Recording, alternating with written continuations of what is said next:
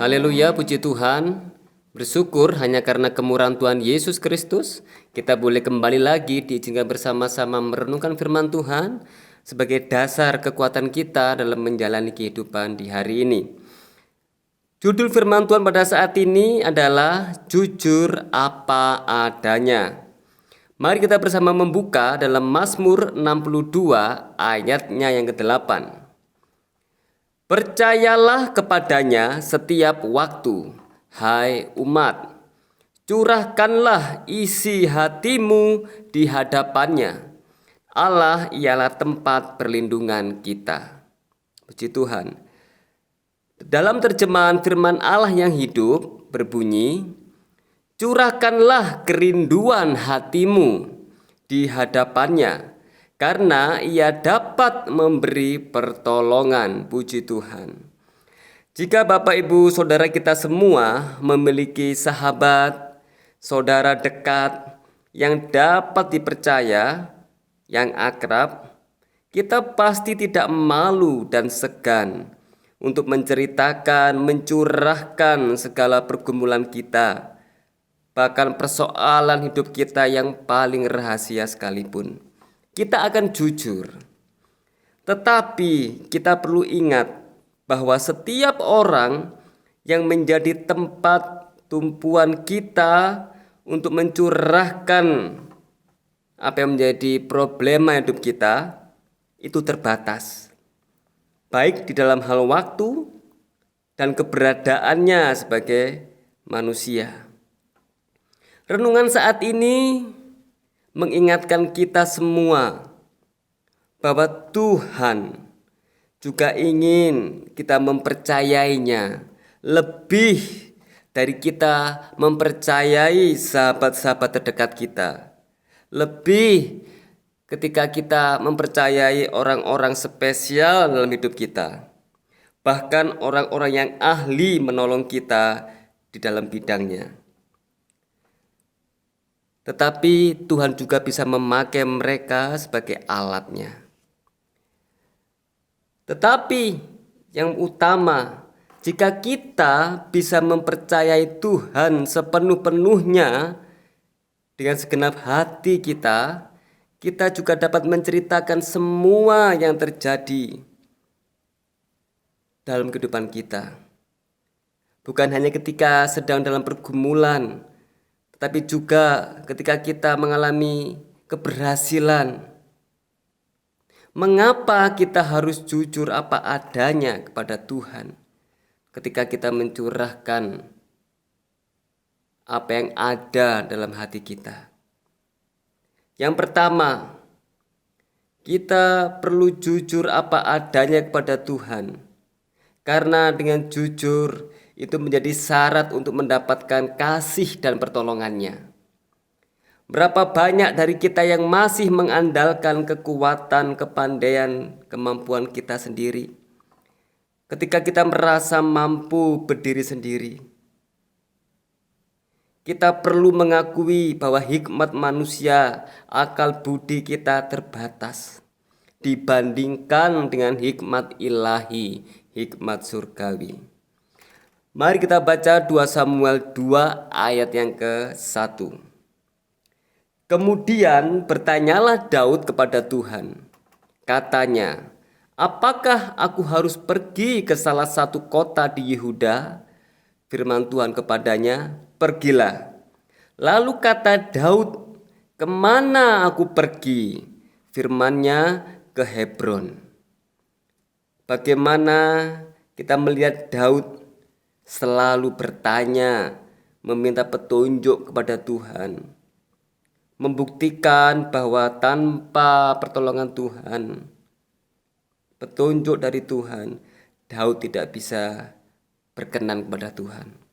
Meskipun Daud memiliki segudang pengalaman karena dia adalah pemimpin perang, dia adalah seorang raja.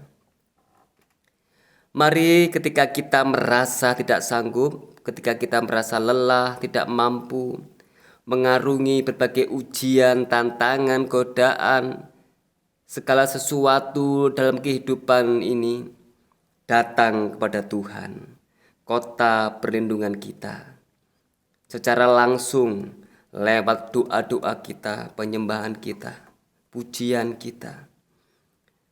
Dan berikutnya kita bisa share juga kepada hamba-hamba Tuhan yang kita percaya, yang Tuhan pakai.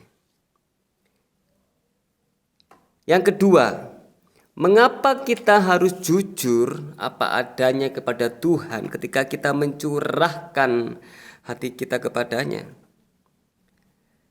Karena dengan jujur itu membuktikan kita mengakui kemahatauan Tuhan. Mari kita baca Amsal 15 ayat 11. Dunia orang mati dan kebinasaan terbuka di hadapan Tuhan, lebih-lebih hati anak manusia.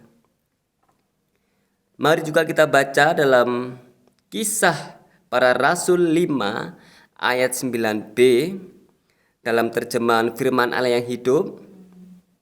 Apakah kalian mengira bahwa Roh Allah tidak akan mengetahui kecurangan kalian? Jadi betapa sia-sia dan sangat merugikan kita sendiri jika kita tidak jujur kepada Tuhan dan terbuka pada Allah di dalam doa-doa kita dan segala bentuk komunikasi kita kepadanya. Karena Allah sudah tahu apa yang menjadi ucapan kerinduan kita. Mazmur 139 ayat 2 dan 4. Engkau mengetahui kalau aku duduk atau berdiri. Engkau mengerti pikiranku dari jauh. Ayat yang keempat. Sebab sebelum lidahku mengeluarkan perkataan, sesungguhnya semuanya telah kau ketahui ya Tuhan. Jadi renungan saat ini mengingatkan kita semua bahwa kita perlu jujur apa adanya kepada Tuhan. Kita jujur kepada orang-orang terdekat, tetapi kita harus lebih terbuka lagi kepada Tuhan. Supaya apa, saudara-saudara? Kita semua menerima, mendapatkan kasih dan pertolongannya, agar kita menerima belas kasih Tuhan. Yang kedua, karena dengan kita jujur terbuka apa adanya, itu membuktikan bahwa kita mengakui kemahatauan Allah atas segala sesuatu. Demikian renungan firman pada saat ini. Kiranya Tuhan Yesus memberkati. Mari kita berdoa bersama-sama. Bapa, kami bersyukur bahwa firman-Mu mengajar kami agar kami mencurahkan semua yang menjadi kerinduan hati kami, pergumulan kami, karena kami memiliki Allah sebagai perlindungan. Terima kasih Tuhan Yesus, berkati jemaat-Mu, berkati umat-Mu di dalam segala hal. Tuhan tolong. Di dalam nama Tuhan Yesus kami sudah berdoa dan bersyukur. Haleluya. Amin. Tahu kau Tuhan yang sanggup menolong dalam sesatku. Namun meskipun kau belum, ku kan tetap menyembahmu. Ku kan bernyanyi sampai jiwaku percaya, sampai hatiku mendengar lagu pengharapan.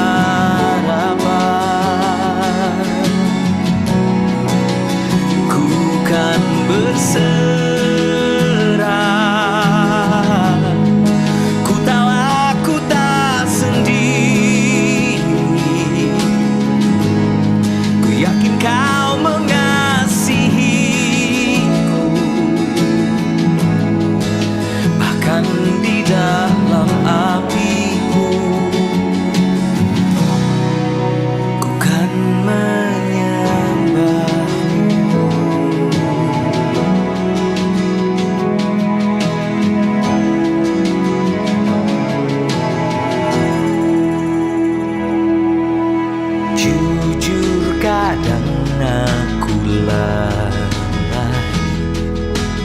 bersandar pada kekuatan.